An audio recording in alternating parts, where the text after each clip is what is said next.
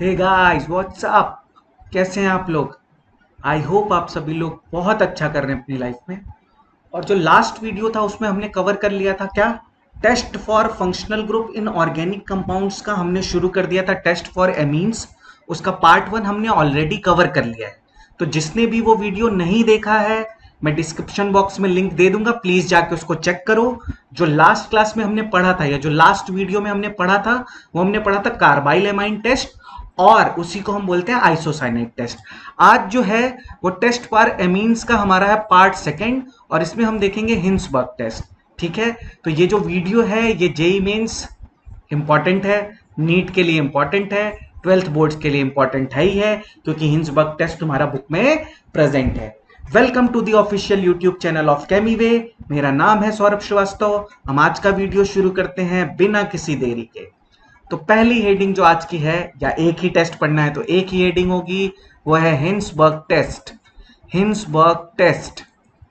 तो सबसे पहले हमें यह समझना होगा कि हिंसबर्ग टेस्ट हम यूज ही क्यों करते हैं, क्या यूटिलाइजेशन है, क्यों करना चाहिए। जैसे देखो, पहले समझो, जैसे मैंने बोला कि कार्बाइल एमाइन टेस्ट करना है, तो कार्बाइल एमाइन टेस्ट हम क्यों करते हैं? प्राइमरी एमीन्स को डिस्टिंग्विश करने के लिए। किससे? सेकेंडरी और टर्शियरी एमीन से।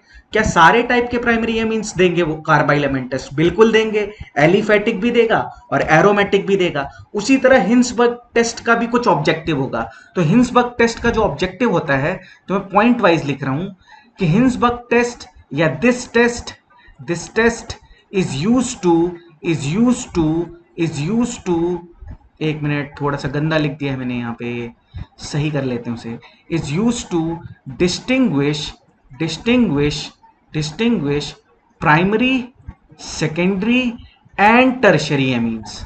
मतलब प्राइमरी, सेकेंडरी और टर्शरी एमीन्स को अगर हमें डिस्टिंग्विश करना है तो हमें कौन सा टेस्ट करना चाहिए? हमें करना चाहिए हिंसबर्ग टेस्ट।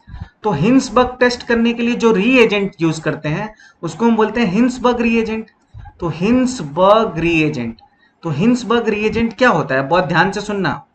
देखो, नाम तो मैं लिख दे रहा हूं और उसका फॉर्मूला बताता हूं तुम्हें। Benzene sulphonyl sulphonyl chloride. कोई नाम याद करने की जरूरत नहीं है, अभी स्ट्रक्चर देखोगे तुम्हें समझ में आ जाएगा। तो पहले बेंजीन बना लो। बेंजीन सल्फोनिल का मतलब, जैसे देखो, इसको हम बोलते हैं कार्बोनिल। तो एस पे अगर डबल बॉन्ड ओ होगा और इसके साथ एक सीएल लगा होगा, तो इसको हम बोलेंगे सल्फोनिल, और सीएल की वजह से क्लोराइड। जैसे इसको हम बोलते हैं कार्बोनिल क्लोराइड, या इसके साथ आईयूपीएसी नेम लिखते हैं तो ऑयल क्लोराइड लगाते हैं। तो इसी तरह इसको हम बोलेंगे सल्फोनिल। तो सल्फोनिल के लिए यहाँ पे क्या लगा देंगे? S double bond O Cl. इसी को हम बोलते हैं हिंसबर्ग रिएजेंट, मतलब बेंजीन सल्फोनिल क्लोराइड। अब ये डिफरेंट डिफरेंट एमीन्स के साथ डिफरेंट डिफरेंट रिएक्शन करता है, और उसको जब हम फिर एल्कली में डिसॉल्व करते हैं तो कुछ जो होते हैं वो डिसॉल्व होते हैं, और जो कुछ स्पीशीज होती हैं वो डिसॉल्व नहीं होती हैं। इसी प्रिंसिपल के बेसिस पे हम प्राइमरी, सेकेंडरी और टर्शियरी एमीन को क्या करते हैं? सेपरेट करते हैं। तो चलते हैं, पहला रिएक्शन देखते हैं, रिएक्शन विथ प्राइमरी एमीन। तो पहली हेडिंग डाल देते हैं, रिएक्शन विथ प्राइमरी एमीन्स। बहुत सिंपल है, लास्ट में मैं समराइज करूंगा, बिल्कुल घबराने की जरूरत नहीं है, बस ध्यान से देखो। कोई एक एग्जांपल ले लेते हैं, जैसे मान लो C2H5NH2, मतलब इथाइल एमीन, प्लस हम ले रहे हैं बेंजीन सल्फोनिल क्लोराइड। तो यहाँ पे आ जाएगा बेंजीन, यहाँ पे आ जाएगा एस डबल बॉन्डो Cl। अब देखो, मैं अगर बच्चों वाला तरीका बताऊं तो यहां से HCl निकाल दो, इन दोनों को अटैच कर दो। पर अगर तुम्हें मैकेनिज्म देखना है तो ध्यान से देखो, इस पे है डेल पॉजिटिव, इस पे है डेल नेगेटिव, ये इस पे अटैक करेगा, ऑक्सीजन जो है वो वाला बॉन्ड ब्रेक होगा। जब ये वाला बॉन्ड दोबारा से फॉर्म होगा तो chlorine is good leaving group, वो यहां से रिलीज हो जाएगा। तो इस पे H पे पॉजिटिव चार्ज आ जाएगा। तो ये देखो, C2H5NHH, 4 बॉन्ड बनाएगा नाइट्रोजन, तो नाइट्रोजन पे पॉजिटिव चार्ज आएगा, और अल्टीमेटली क्या होगा? H प्लस वहां से रिलीज हो जाएगा।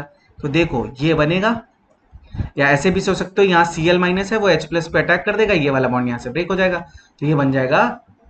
इस तरह से अगर सोचोगे तो बहुत अच्छी बात है। तो ये बन जाएगा C2H5NH, S डबल बॉन्डो, और यहाँ से क्या हो जाएगा? बेंजीन रिंग अटैच हो जाएगी। और अगर बच्चों की तरह समझना है तो देखो, एक और तरीका है, तुम क्या कर लेना, यहाँ से सीधे HCl को क्या कर देना? पकड़ के रिमूव कर देना। वो भी एक अच्छा तरीका है, तुम्हें जो अच्छा लगे वो कर लेना। अब यहाँ पे थोड़ा घिच पिच हो गई है, पर पहले इसीलिए मैंने मैकेनिज्म बताया है और बाद में मैंने घिच पिच की है, तो उससे कोई प्रॉब्लम नहीं होनी चाहिए। अब इसका नाम देखो कैसे लिखते हैं, यहाँ से C2H5 को अलग करो तो ये हो जाएगा N इथाइल, N इथाइल। और ये देखो इसको हम बोलते हैं सल्फोनामाइड, ठीक है, और ये है बेंजीन, तो इसको हम बोलेंगे N ethyl benzene sulphonamide, sulphonamide. अब अगर इसको मैं एल्कली या एल्कली में NaOH में डिसॉल्व करने की कोशिश करूं तो क्या ये डिसॉल्व होगा? ऑब्वियसली होगा, क्योंकि यहां पे प्रेजेंट है एसिडिक हाइड्रोजन, क्योंकि यहां पे क्या प्रेजेंट है, यहां पे प्रेजेंट है एसिडिक हाइड्रोजन। अब तुम सोचना कि ये एसिडिक क्यों है, तो तुम्हें समझ में आएगा जब H+ यहां से रिमूव होगा, इस पे निगेटिव चार्ज आएगा, तो निगेटिव चार्ज यहां पे रेजोनेंस में होगा, उसकी वजह से वो स्पीशीज क्या होगी, स्टेबल होगी। तो जो प्राइमरी एमीन में जो प्रोडक्ट बनेगा वो होगा सॉल्युबल इन एल्कली। तो हमने प्राइमरी एमीन की रिएक्शन भी समझ ली और रीजन भी समझ लिया कि क्यों ये सॉल्युबल है एल्कली में, ठीक है। अब हम आते हैं reaction with secondary amine. Simple है यार, बिल्कुल ठीक है, कोई घबराने की जरूरत ही नहीं है। रिएक्शन विद सेकेंडरी एमीन, अब यहां पे मैकेनिज्म बताने की जरूरत नहीं है, अब हम जल्दी जल्दी करेंगे। देखो C2H5 N C2H5H, तो यहाँ पे H आ गया और यहाँ पे Cl लिख लेना, ये हो जाएगा S डबल बॉन्डो डबल बॉन्डो, यहाँ पे आ जाएगा बेंजीन रिंग, तो याद करने की भी जरूरत नहीं है। अब देखो यहाँ से मैं क्या करूंगा, पकड़ के HCl रिमूव कर दूंगा, तो ये क्या बन जाएगा, देखो C2H5 N C2H5 S double बॉन्डो और बेंजीन रिंग। सिंपल, इसका नाम कैसे लिखेंगे, N पे 2 बार, तो इसको लिखूंगा NN di ethyl benzene sulphonamide, benzene sulphonamide. Simple है, सल्फोनामाइड। अब इसमें अगर NaOH ऐड करूंगा तो क्या ये सॉल्युबल होगा? Not soluble in alkali, not soluble in alkali. Reason, not soluble in alkali का रीजन क्या है, क्योंकि यहाँ पे कोई एसिडिक हाइड्रोजन प्रेजेंट नहीं है। तो जो प्राइमरी एमीन्स का प्रोडक्ट बना था वो सॉल्युबल था एल्कली में, पर जो सेकेंडरी एमीन का प्रोडक्ट बना है वो सॉल्युबल नहीं है एल्कली में। तो यहीं से देखो डिफरेंशिएशन आ चुका है। अब हम देखते हैं रिएक्शन विथ टर्शरी एमीन। तो अब हम देखेंगे रिएक्शन विथ टर्शरी एमीन। तो तुम्हें एक चीज पता होनी चाहिए कि टर्शरी एमीन में तो उसको न्यूट्रलाइज करने के लिए कोई H ही नहीं है, तो यहां पे बेंजीन सल्फोनामाइड के साथ कोई भी रिएक्शन नहीं होगी। अब हम इसको समराइज कर लेते हैं। देखो जो प्राइमरी एमीन है, ध्यान से सुनना, प्राइमरी एमीन्स जो हैं, अब इसको समराइज करता हूं जल्दी से।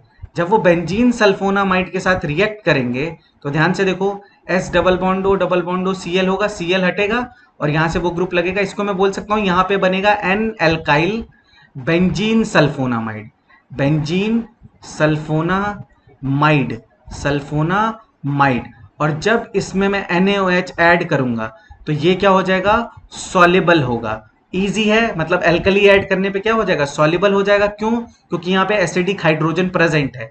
सेकेंडरी एमीन्स के केस में क्या होगा, अगर सेकेंडरी एमीन्स लेंगे तो ध्यान से देखो, अगर मैं इसकी रिएक्शन कराऊं, बहुत ध्यान से देखना, अगर मैं इसकी रिएक्शन कराऊं बेंजीन सल्फोनिल क्लोराइड से, तो यहाँ पे बनेगा NN alkyl, NN di alkyl benzene sulphonamide, benzene sulphonamide. और अगर इसकी फिर NaOH से रिएक्शन कराऊंगा तो नॉट सॉल्युबल होगा, नॉट सॉल्युबल होगा या इनसॉल्युबल होगा, जो बोल लो, नॉट सॉल्युबल इन एल्कली। और अगर सेम मैं टर्शरी एमीन के साथ रिएक्शन कराऊं, टर्शरी एमीन्स के साथ रिएक्शन कराऊं, तो यहां पे होगा बेटा नो रिएक्शन। इसी के साथ हमारा हिंसबर्ग टेस्ट फिनिश होता है। आई होप ये वाला वीडियो सबको समझ में आएगा। आज का वीडियो मैं यहीं पे फिनिश करता हूं। Thank you so much for all the love and appreciation. Signing off, bye bye, thank you so much.